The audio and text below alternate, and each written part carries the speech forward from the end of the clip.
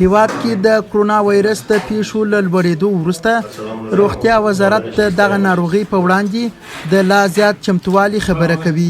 د امیر روغتیا وزیر پیروز د سه شنبه په ورځ کندهار کې خبريالانو ته وویل چې د هېواد په کچه د کرونا وایرس د مخنیوي لپاره هڅې همغږي او چټکې شوي او اټکل دا دی چې دغه ناروغي به د روان 2020 کال د دسامبر میاشتې پورې له افغانستان څخه ورکه شي.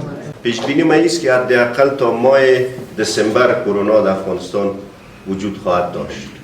با وجودی که پیش بینی ها هنوز صحیح نیست، دقیق نیست، اما از چیزی که ما فکر میکنیم در عالم اسباب برش پلان میکنیم و حدس میزنیم تا ماه دسامبر احتمال وقوعات کرونا وجود خواهد داشت.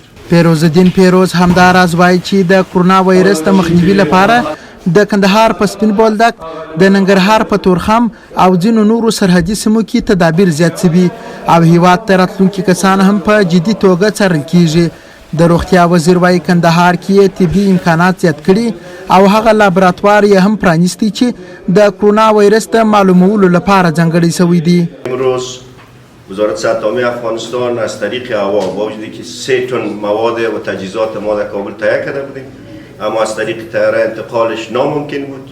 فعلا 1 تنشه که 1000 کیلو میشه که دیگه تمام تجهیزات است، از ونتیلیتر گرفته تا اکسیژن کانسنتریتر تا نیاز چیزی که به یک مریض ضرورت است، خصوصا برای یک مریضی که به حالت وخیم میره و یک مریضی که برش باید کمک شه. متواقیش یا از طریق هوا و زمین انتقال میشه.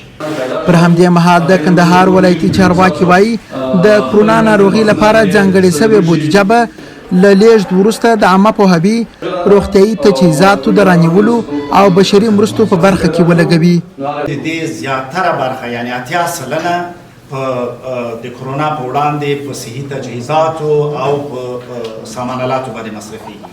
د هغې ترڅنګ یوه برخه یې موږ د پوهاوي پروګرام دپاره ځانګړي کوو، په بالخصوص د موږ د محلي میډیا او راډیوګانو د دې دپاره چې د اقتصادي ستونزو سره مخ یې دومره مو موږ سره مرسته وکړه، کور مو ودان، ولې موږ یو څه امکانات تاسو ته په لاس کې درکړو. او درېیمه برخه یې لکه مخکې چې ما خبره وکړله، متاسفانه د موږ ټولنه غریبه ده، د تجارانو او د خیریه مؤسسو ترڅنګ یوه برخه د دې پیسو غواړو چې د هغه خلکو سره چې د قرنطین له وجې د اقتصادي ستونزو سره مخ کیږي د هغو سره په یو شفاف ډول باندې مرسته وشي. په هېواد کې تر دې دمه د کرونا وایرس 423 مثبتې پیښې ثبت شوي چې زیات یې هرات، کابل او کندهار ولایتونو کې دي.